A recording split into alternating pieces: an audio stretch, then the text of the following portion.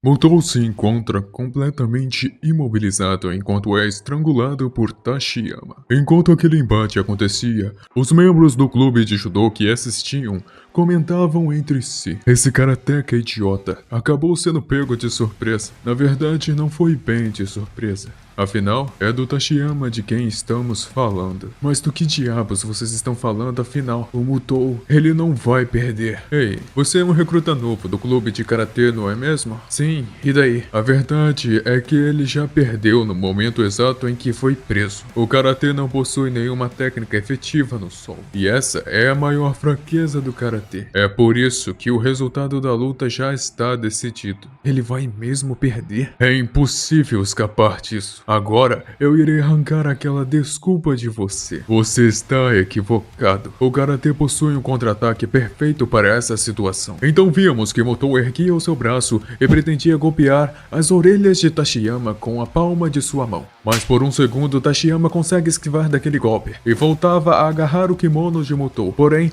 Mutou agarrava o seu braço e o golpeava, quebrando totalmente o braço de Tashiyama, sem dar tempo para sequer reagir àquilo. Mutou desferia um segundo golpe diretamente na traqueia de Tashiyama, usando a falange do seu dedo. Mas, mesmo com o braço quebrado, Tashiyama não se rendia e seguia tentando aplicar outra técnica em Mutou. Aquilo era uma chave de braço. Mesmo naquelas condições, ele seguia tentando, mas sentia muita dor em seu braço que havia sido quebrado. Mutou facilmente se livrava daquela chave. Ele erguia o seu braço e descia com uma cotovelada bem no rosto de Tashiyama. Mutou então dizia: "Fácil demais. Agora, o que acha de eu esmagar a outra bola?" Desesperado, Tashiyama implorava para que ele não fizesse aquilo. Mesmo assim, Mutou descia o seu pé com força, mas era só um blefe. Ele apenas havia desferido um golpe falso. A força era tanta que a terra rachava o chão. Já teve o bastante. Na verdade, ele estava impotente desde o começo. Ao ver aquilo, Minoru admirava Mutou. Agora, o que faremos com vocês? Eu não tenho o que vocês querem ouvir. Então todos os membros do clube de judô avançavam em Mutou, enquanto ele enfrentava todos sozinho.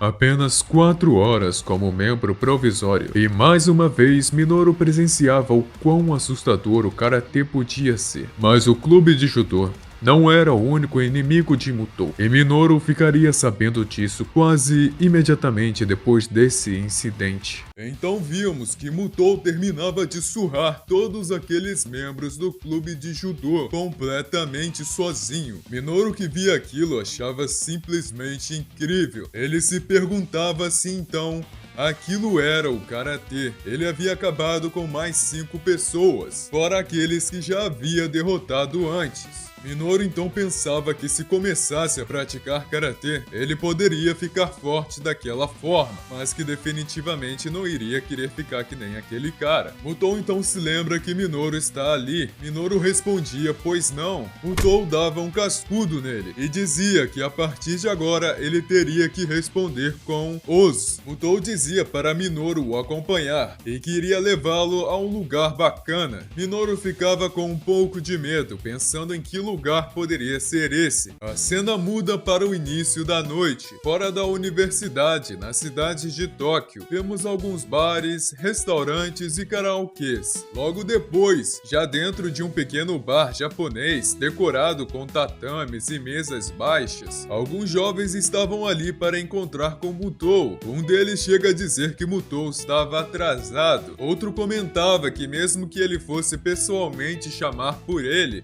provavelmente não chegaria na hora. E nos era apresentado. Seu nome era Hayama Kentaro. Ele era membro do segundo clube de karatê. Víamos também um outro rapaz, quieto na dele. Seu nome era Ibuki Kengo, do segundo ano e membro do segundo clube de karatê. Hayama perguntava para que era aquela bebedeira toda afinal. Minami, que também estava presente, dizia que eles deveriam aguardar até que Mutou chegasse. Mas Hayama Hayama não fazia isso e dizia que só iria experimentar um pouco do molho, que estava cheirando muito bem, enquanto víamos que mais alguém chegava no estabelecimento, completamente despreocupado. Hayama ironicamente dizia que a essa hora, os transeuntes são mortos por pessoas testando suas espadas, e que Mutou já devia ter sido morto ou sei lá o que, mas nessa exata hora, Mutou aparecia atrás dele, chutando sua cara direto no molho, enquanto perguntava quem havia sido morto afinal. Então víamos Minoru, que também havia chegado com Mutou. Minami então corria para apresentá-lo ao resto do pessoal. Minami apresentava Minoru como sendo o mais novo calouro do grupo. Os outros dois que estavam ali ficavam bem animados com a notícia. Aquilo significava que Minoru era o terceiro calouro do clube, enquanto Minoru tentava dizer para esperarem um pouco e que ele era apenas um membro temporário. O pessoal já começava a comemorar dando uma festa de boas-vindas a Minoru. Um outro grupo de jovens que também estavam ali no bar ouviam aquela comemoração e comentavam rindo sobre aquela ser a festa do segundo clube de karatê. Aqueles eram os membros do clube de taekwondo. Um deles comentavam perguntando se Mutou estava lá com eles. Também víamos que junto com eles tinha uma mulher, mas que seu rosto ainda não nos era revelado. Então voltávamos para o grupo do clube de karatê. Eles conversavam e Minoru contava sobre como havia sido expulso do clube de ginástica. Minami perguntava se ele ainda não tinha que proteger Nana, e Minoru dizia sobre como ela o tinha dado um fora. Hayama se emocionava com a história de Minoru, completamente bêbado e chorando de forma exagerada. Ele falava para beberem a noite toda para afogar suas mágoas, e pedia para Minoru ficar com eles até amanhã de manhã, quando saísse o primeiro trem. Meio sem jeito, Minoru acabava concordando. Um dos jovens perguntava se estava mesmo tudo bem dele não pegar o último trem para casa. Minoru confirmava que estava mesmo tudo bem, já que ele saiu do clube de ginástica, então provavelmente deve ter sido expulso do dormitório também, e que nesse caso ele não teria para onde voltar mesmo. Hayama dizia que já que ele não tinha mais um lugar para ficar, então poderia ficar no mesmo dormitório que o dele. Seu quarto possuía espaço suficiente para os dois, já que ele não possuía nenhum colega de quarto. Minoru agradecia, mas perguntava se ele tinha certeza disso. Minami dizia que a partir de agora,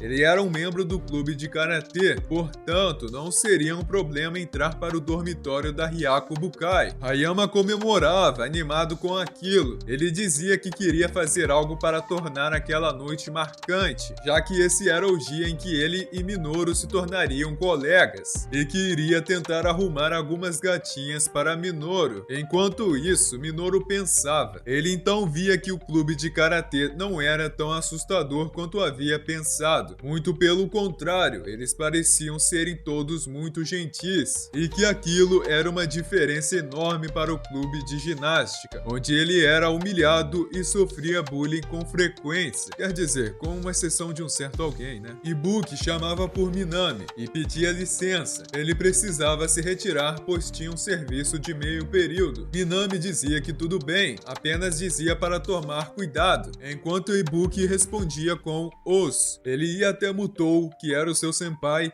e também pedia licença, enquanto fazia o gesto de os. Ibuki então ia embora. Minoru perguntava quem ele era. Então o jovem calouro, que se chamava Mamiya Seiji, respondia que aquele era o Ibuki senpai, e que assim como Mutou e Minami, ele também era um dos faixa preta do segundo clube de karatê. Minoru perguntava por que afinal o segundo clube de karatê era chamado de segundo, mas algo acontecia interrompendo a conversa. Era Hayama, que havia acabado de arrumar confusão com os membros do clube de taekwondo. Ele apanhava enquanto tentava se desculpar, dizendo que havia sido tudo um mal-entendido. Mas as desculpas não funcionam e ele continua apanhando. Mamiya corria para ver o que estava acontecendo, enquanto diziam que ele havia derramado cerveja em uma moça chamada Haruka. Ela o chamava de imbecil, enquanto dizia que realmente odiava os idiotas do clube de karatê. Aquela era Haruka, de 20 anos. Ela era a capitã do clube de taekwondo da Universidade Reinan.